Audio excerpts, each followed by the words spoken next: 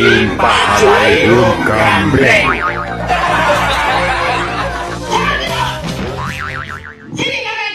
Lari, lari. Loh, ayo. Belum tahu mak ya?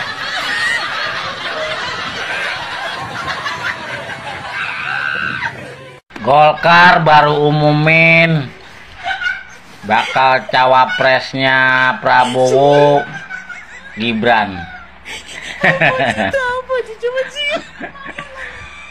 Pohon beringin kalah sama pohon belimbing sayur.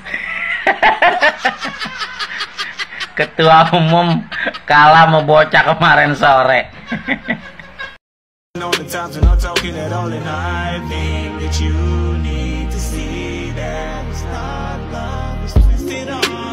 Bismillahirrahmanirrahim. Assalamualaikum warahmatullahi wabarakatuh. Waalaikumsalam. Salam kedaulatan rakyat. Salam.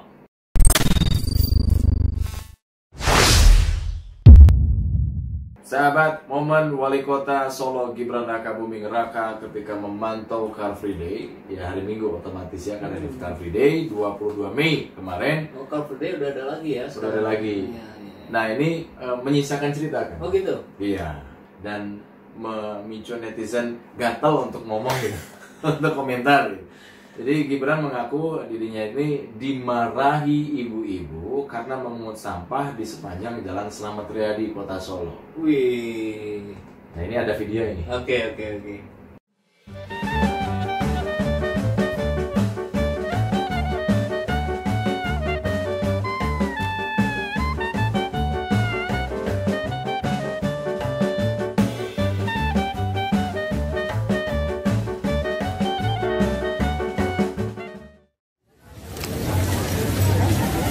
Wes, Mbak.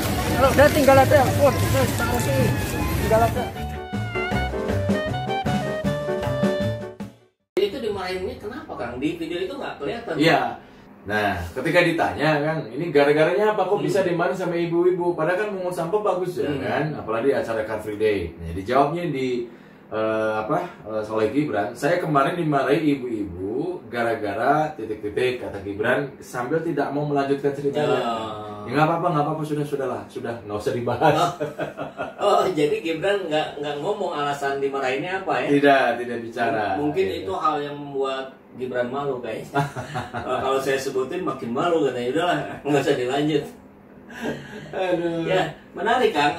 Ketika barusan saya melihat videonya Gibran yang dia dicuekin warganya, bahkan bukan sekedar dicuekin tapi dianggap aneh gitu. Saya lihat tadi ada perempuan muda gitu kan duduk di trotoar, dia melihat ke arah Gibran, apa-apaan ini gitu kan, nampak begitu. Nah, ini saya kira kita bisa melihat dalam beberapa sudut pandang. Yang pertama, bagaimana seorang pemimpin wali kota Solo itu bisa tidak dikenali oleh warganya. Kang, pernah nggak di jalanan kita nih yang bukan siapa-siapa jalan, kemudian ada yang menyapa kita, ada yang kenal, pernah nggak Kang? Ada. Pernah ya, berapa kali. Saya pun sama lah, berapa kali. Ini kalau alasannya karena nggak pakai masker kemudian nggak dikenali, rasanya nggak mungkin deh. Kok bisa gitu seorang wali kota nggak dikenali warganya gara-gara masker? Kan masih kelihatan matanya, keningnya, bahkan mungkin rambutnya dan postur tubuhnya. Dan mungkin dia nggak sendirian kan? Nah, dan pasti dia nggak sendirian. Jadi ini perlu dipertanyakan kepemimpinan Gibran kalau sampai tidak dikenali warganya. Anak presiden loh. Kalau nggak wali kota ya udah deh anak presiden loh ini. Sering memilih media. Ya udahlah, perspektif satu kita lihat yang salah warganya. Masa sih bisa nggak kenal gitu ya. Perspektif yang kedua, ini untuk tayangan sebuah video pendek ini sama sekali tidak mencitrakan kebaikan dari seorang Gibran. Walaupun tadi dibilang mungut sampah itu baik. Iya. Kenapa? Karena harusnya sutradara di acara itu dia harus belajar dari sutradaranya ketika menyoroti Pak Jokowi saat masuk gorong-gorong, saat masuk pasar, itu kan lumayan nampak natural lah gitu. Kalau yang ini naturalnya itu natural yang kebablasan gitu. Harusnya kan agak-agak disetting, ada satu dua yang menyapa, yang malu misalkan, oh Pak maaf Pak, saya sudah menyapa sembarangan.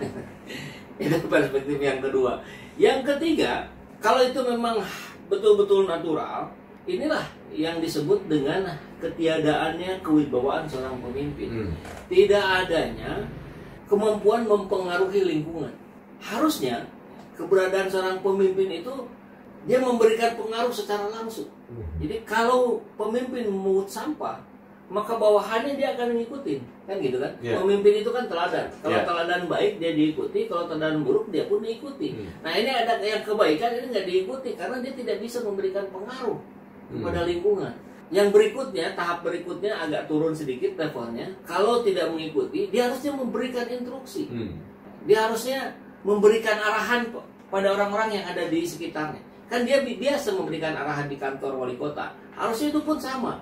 Adik-adik, mari kita jaga lingkungan kota Solo ini agar tetap bersih, terjaga dengan baik, jauh dari penyakit. Kita jaga kesehatan. Yuk kita sama-sama ambil sampah kita masing-masing. Itu keren sekali kalau melakukan itu. Kewibawaan seorang pemimpinnya muncul gitu. Ada karisma yang bisa disampaikan kepada masyarakat untuk tindakannya diikuti. Nah ini kalau tidak, artinya orang nggak peduli gitu. Dia tidak dianggap menjadi seorang pemimpin. Dan sayang sekali upaya Gibran untuk maju itu. Ini lawan politiknya nanti akan naikin video itu tuh. Ini masa sih pemimpin seperti ini gitu. Apalagi kalau nanti misalkan kekuatan Pak Jokowi ini semakin meluntur di ujung pemerintahannya. Semakin berat lah untuk Gibran naik menjadi calon wakil presiden Prabowo Subianto. Kalau secara bahasa tubuh kan dari video yang tadi kita lihat Ya. sama-sama itu apa yang bisa dibedahkan? Karena begitu kan naik sepeda ya, naik sepeda langsung turun langsung mengutin sampah gitu. Ya. Udah habis itu pergi lagi gitu. Ya inilah yang disebut dengan tipe orang pekerja. Kan gambaran itu kan juga muncul pada sosok Pak Jokowi. Ini tipe orang pekerja. Dan kita lihat memang sejarahnya juga Pak Jokowi kan pengusaha mebel yang dia memang turun langsung milih kayu dan segala macam. Nah, bukan tipe orang pemimpin. Nah, jadi kalau tipe orang pekerja bagaimana? Ya begitu, dia datang dia langsung kerja sesuai SOP atau sesuai arahan. Nah kalau tipe pemimpin bagaimana? Ya dia turun kemudian dia menunjukkan kepemimpinannya. Seperti yang tadi saya sudah sampaikan gambarannya. Kalaupun dia ingin tidak menunjukkan diri sebagai seorang wali kota, ya tetap tunjukkan sebagai seorang pemimpin. Atau cara lainnya gini, kalau memang tidak didengar oleh warganya, kan dia punya timnya. Ajak mereka untuk sama-sama. Karena tugas pemimpin itu adalah mengajak. Mengajak pada hal apa? Pada hal kebaikan. Kan inna dafatu minal iman. Menjaga kebersihan itu sebagian dari iman. Nah, contoh itu yang sedang dilakukan oleh seorang Gibran dengan mengajak. Tadi kalau mengajak masyarakat nggak bisa, ya ajaklah staff-staff jadi sama-sama. Nah, kalau penampakannya begini, dari bahasa tubuh, dari bahasa potret atau video yang nampak terserap oleh memori kita, ini menunjukkan dia bekerja sendirian gitu. Dia bekerja single fighter, Superman. Padahal tidak ada Superman, yang ada itu adalah super team. Nah, bagaimana tim itu bisa menjadi super? Kalau pemimpinnya memiliki sense of leadership yang tinggi. Ya tadi, dia punya karisma, dia punya wibawa, dia punya pengaruh dan seterusnya. Ya memang kalau dilihat dari videonya datang seperti dicuekin gitu kan sama warga. Kalau memang punya wibawa, punya karisma, mungkin akan berdiri ya warga itu ya. Meskipun dia bukan siapa-siapa. Saya kira itu juga yang terkait dengan aura. Aura itu sesuatu yang abstrak, itu bisa menulari lingkungannya. Jadi kalau auranya aura kebaikan, tentu kita pernah merasa lah 1, 2, 3, 4 kejadian, saya belum kenal orang ini, baru saya kenal, bahkan belum ngobrol, tapi kok kerasa ademnya. Nah itu aura gitu. Nah, apalagi kalau sudah ngobrol, sudah berdiskusi, auranya makin nampak, makin terasa.